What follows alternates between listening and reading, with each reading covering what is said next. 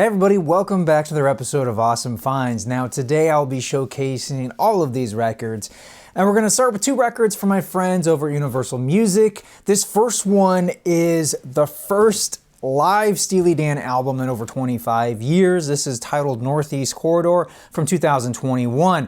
And if you know me, you know I don't really love live albums, primarily because you miss out on that visual element when you go see a band in concert, but also a lot of live albums, or at least a lot of times a live performance, it's the way the acoustic instruments are mic'd. Acoustic guitar, I will even include drums here. They just don't sound as good as they do in the studio, and that's because you're sacrificing a little bit of audio quality for being heard in an environment, right? You want to minimize your variables, right? So anyway, long story short, the drums here sound fantastic. They're rich and full, and that's one of my make it or break it type things. Like, if the drums sound good, I'm invested in this album. Also, if the way it's recorded, like the crowd noise never overpowers the music, which is also important for me, but also just it sounds incredibly well recorded. Like, had you not told me, or had I not realized this was a live recording, I would think these are studio recordings, because that's how clear and how well arranged and how well performed these songs are. I mean, it's almost like one take recordings, like in a studio setting in that sense. And so I was very impressed with this. On top of that, the set list plays like a greatest hits of Steely Dan. So that's really enjoyable, and it's well arranged in terms of the track listing, how it's sequenced. Comes with full color inner sleeves. Here is the sleeve for record 1, and here you are for record 2, and there's the back there. Here is side 1. Side 2. Here is side 3. Side 4. And finally, I think if you're a longtime Steely Dan fan, you're really going to enjoy this. This will be like a treat, because you're hearing these very familiar songs done in a slightly different way. So yeah, it was a real treat to listen to, so I highly encourage you guys to check it out. And moving right along, we have a Steely Dan adjacent album. This is Donald Fagen's The Night Fly Live. This is this was recorded in 2019 with the Steely Dan Band, but this is a 2021 release, and this is essentially Donald's 1982 album, The Night Fly, but this is obviously done in a live setting. But this is pretty incredible because it's essentially the same album, track for track, and it sounds fantastic. Again, just like the Steely Dan live album, the crowd noise doesn't overpower the album. It's recorded incredibly well. It really does sound fantastic on this vinyl. And one of the things I really enjoy about this album, and really it could be also the live sound treatment, but it really made me feel, I mean, this might sound kind of weird, but this made me really feel like in a hotel lobby bar at night. I'm talking about like a classy hotel bar in a big city. There's something sort of magical about that. There's like possibility, you're feeling good, you're on a trip, you know, and there's this music going on in the background, you know what I mean? And that is this album to me. It has that feeling, that nightlife feeling of there's a lot of possibilities, there's magic in the air, like anything can happen kind of a thing. Or you're just out with good friends having a great time. And this, I feel like the live setting really kind of captures that, if that makes any sense. I don't know. That's how I sometimes associate with music. I'll show you guys what's included here. All right, it does come with a full color inner sleeve. Here's the back. Here we are. There is side 1. And there is side 2. You know, like I said, I don't normally like live albums, but yeah, this definitely won me over as well. Moving right along, we have the Pentangle with Pentangling from 2021. This is a brand new compilation put out by Renaissance Records. This is one in a series of reissues for the band that they are, I think they started in September of 2021. This is the one they sent me, Renaissance Records sent me this. This is a gatefold. This is essentially a best of compilation. If you've never heard the Pentangle, they are Definitely late 60s folk rock with a little bit of like a Renaissance fair flair to them, as well as some psych elements, psych rock elements. There's some flute in there, and there's some, it's just a great mixture of sounds, and you know, at times it can feel like poetry set to music. For me, the feeling I get is sitting in like a cool coffee house in San Francisco, and maybe it's an overcast day, maybe it's raining a little bit, and it just feels cozy, and you got a nice warm cup of joe or tea, and you're just chilling out, having a good conversation, listening to some great music. That's the vibe you get from this band, and this record is really, it's a great introduction to the band. I highly, if you're trying to figure out where to start, you know, a lot of times I'll frown on best ofs, but I gotta say, man, this definitely won me over. I encourage you to check out the band. At the very least, dip your toes with this release. On the inside, it came with an inner sleeve with the lyrics printed on it. And I'll show you guys the album itself. Here's side 1, or side A, and there is side B. This was a fun record to check out. I have one other album of theirs, but honestly, I haven't listened to that thing in such a long time. I believe I showcased it on a super early Awesome Finds. I picked that up at a garage sale. But this is a band you don't, at least in the United States, you don't often see them or really hear people talk about them, but yeah, definitely check them out. All right, up next we have the gorgeous original motion picture score for The Crow. This is a 2021 release by Varese Sarabande, and this is an expanded 2 LP version. A couple of years ago, they did release a single LP version, but this has over 30 minutes of previously unreleased music. So if you're a fan of the film, if you're a fan of the composer, this is a must own. This, I remember when this film came out, I remember the sad story about Brandon Lee, but I remember really enjoying it. And I remember maybe about 10 years ago, I rewatched it and I was like, man, this film really holds up and the soundtrack's incredible. But even I'll admit, I kind of forgot about the score until this showed up. Thankfully, Varese Sarabande sent me this, and this was such a treat to listen to.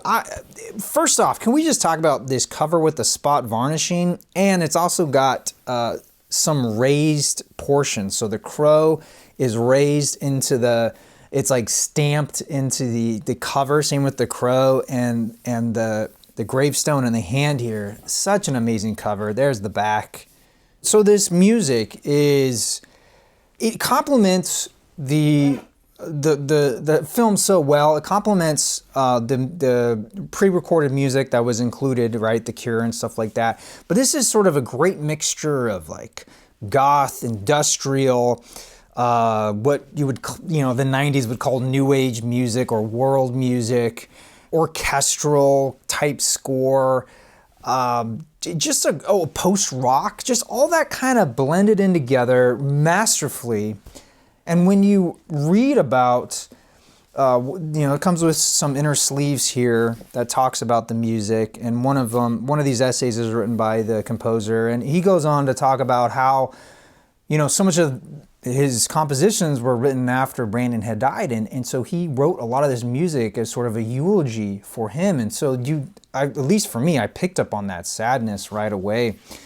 And I'll show you, it also comes with a poster, which I'll show you real quick. Now, this is the standard black edition, and I believe there is a color marbled variant available on the website, so go check that out if you're interested in that. So there is side A, there's side B, there is side C, and side D. It's funny, this is one of those scores like I didn't think I wanted or needed, and now that I have it, I absolutely love it, and I will definitely put it on again, especially on those like kind of dark days, those overcast rainy days. This is a great soundtrack to kind of put on, sip something warm, maybe do a little bit of writing, a little bit of reading. This is the perfect complement for that. Just really enjoyed it. Highly encourage you all to check it out for yourself. And following suit, we have Andrew Gold's Halloween Howls. This is a brand new 2021 vinyl pressing. In fact, it's the vinyl debut for this album. It's got brand new cover art, and this is such a fun album. And even if you don't know who Andrew Gold is or really have any idea what this album is, you've probably heard the song Spooky Scary Skeletons, the Undead Tombstone remix. This is everywhere. I think it's been a meme for like 10 years now. But you get the original version of it, which is, it's a little bit slower, a little bit different, but still just as catchy. I believe Andrew's thought process was that he believed there should be more Halloween songs. So essentially he wrote a bunch, but also covered quite a few, such as the Monster Mash, the Addams Family, Ghostbusters. Yeah, it's just such a fun mix of music. I can't help but smile when I listen to this album. Also has a full color inner sleeve here with lyrics on one side. Show you guys the vinyl itself. This is put up by Craft Recordings. Here is side A, and there is side B. I do want to mention that the artwork was done by Jess Rotter. And it just really reflects how fun this album is. It is such a joy to listen to. I didn't know I needed this in my life, so thank you Craft Recordings for sending this my way. I highly encourage all of you to check this album out and have fun at your next Halloween party, because it'll put a smile on your face. All right, so these next few records all came from two different thrift stores. So first up, we have the Kinks debut album in the US, You Really Got Me, originally released in 1964. This is a later pressing, probably from 1978 or thereabouts, but it's in fantastic shape, and I didn't own it, and it was just like $1, or no, it was like $2. It was $2, but I was like, you can't beat that. And I'll show you guys the vinyl real quick here. Super clean copy too. Here is side 1.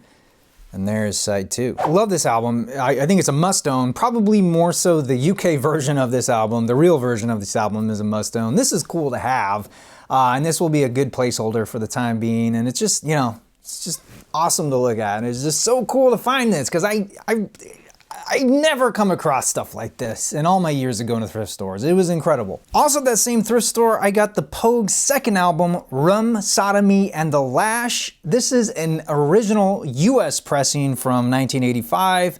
Holy cow, this is an incredible album. I no need to say that. I'm sure all of you already know that. And you just don't see this kind of stuff at thrift stores. I'll show you guys the vinyl. And again, in super great condition. There is side 1, side 2. I'll be honest, sometimes you find really cool albums, but they're beat up or they got water damage, which I'll get to that in a second, but that's often what you'll find, you know what I mean? There'll be some kind of catch, but yeah, blown away by this. And lastly, at that thrift store, I picked up this Kate Bush album from 1980, Never Forever. This is her third album, and this is most known for the song Babushka. At least that's the one I was familiar with when I picked it up. But overall, I love this record. It's fantastic. Another great release by Kate Bush. Now this one, as you can probably already tell, has some water damage to the jacket here. Thankfully, no mold.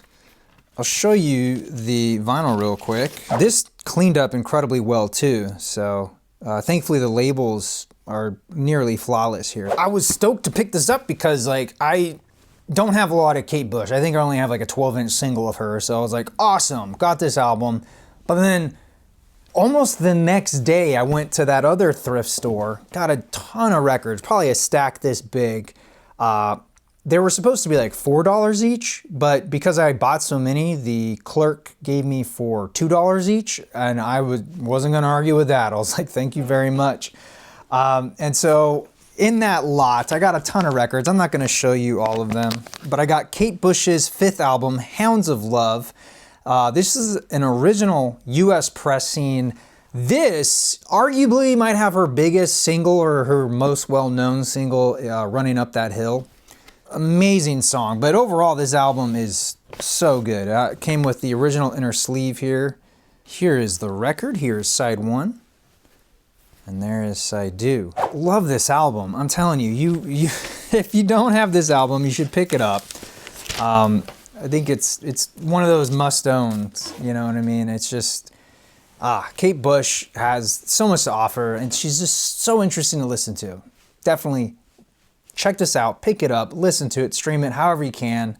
Enjoy some Kate Bush in your life. Okay, saving the most insane thrift store find I have ever come across. An original US pressing of Pink Moon by Nick Drake. I thought I was seeing things when I was flipping through the bins at this thrift store. And it's one of those things too, like there was another guy kind of casually looking, so I went to the opposite end of him, and this was in that pile. And who knows if he would have saw it, I don't know. He was looking for other crap, but I couldn't believe it when I saw this album there. I thought it was a joke, or it was gonna be broken, or it wasn't gonna be real, right? Like, I don't know. And it's real. It's a legitimate US press. Now, granted, it's obviously a little beat up, worn with age, but I think that just adds to the beauty of it, the mystique of it. Heavy ring wear, I'm not gonna lie. And, you know, I don't know if a dog got to the corner here, but yeah, definitely got a little chewed up. I cleaned this up. It's got some crackles and pops. It is, I would call maybe very good, like a VG. It plays all the way through. It's incredible to listen to this. It sounds so good. Like I love the super clean repress that I have, but it's a different experience when you have an original analog pressing from the time that this album was new. I mean, it's just, that's what makes record collecting so exciting for me, is stuff like this. Yeah, that's all. That's it. I don't have anything else to say. I want to thank all of you for watching. I want to thank my Patreon members. I want to thank Renaissance Records, Craft Recordings, Vrest Saraband, and of course Universal Music Group. Thank you all very much for sending me those releases. Until then, I want to hear your craziest thrift store find. Please leave a comment down below. I really want to read these. Until then, thank you again for watching. I am your Vinyl Geek, and I'll catch you on the flip side.